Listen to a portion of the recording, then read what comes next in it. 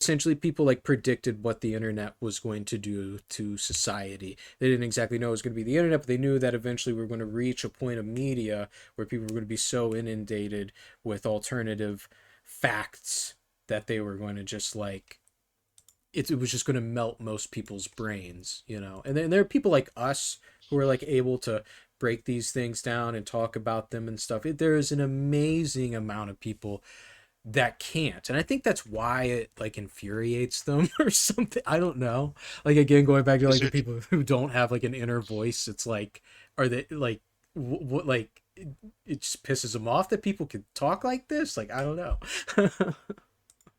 like being trapped in a mindset, but not realizing that there's other viewpoints out there, even though people are telling you there's other viewpoints. You're just like, no, this is the world we live in. It's this one thing. Like, Yeah, no, the world is an infinite number of things to an infinite number of people. yeah, yeah, yeah, yeah. There, you got We're just trying to create a consensus right now as a bunch of white guys that like this the white guy perspective is what's supposed to be right, instead of us having this kind of more ambiguous perspective that we tried to create as a country, so that somebody who's not a white guy could look at it and be like, yeah. And now it's just as like the backlash of a bunch of white guys being like, no, never wait, again. It's always going to be white men in power from now on.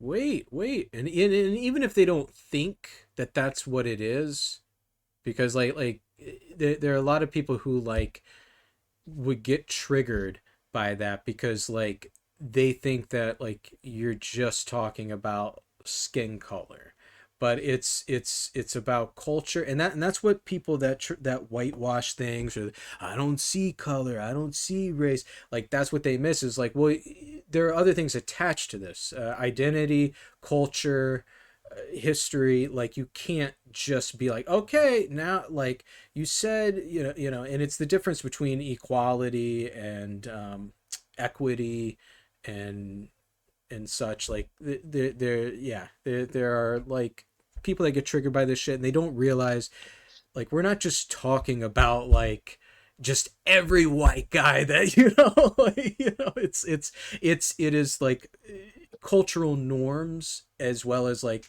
societal and legal implications of history and society and culture. Like these things are all mixed together. Like these things are related.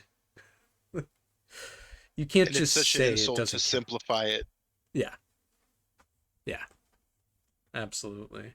But that's what a lot of people do because they just, I don't know, it makes them feel guilty, it infuriates them, like I said, maybe it threatens them in some way intellectually to even entertain things, like that they might have like a racist tendency or something like that. Like, and this is something that we may have talked about on mic or off mic before.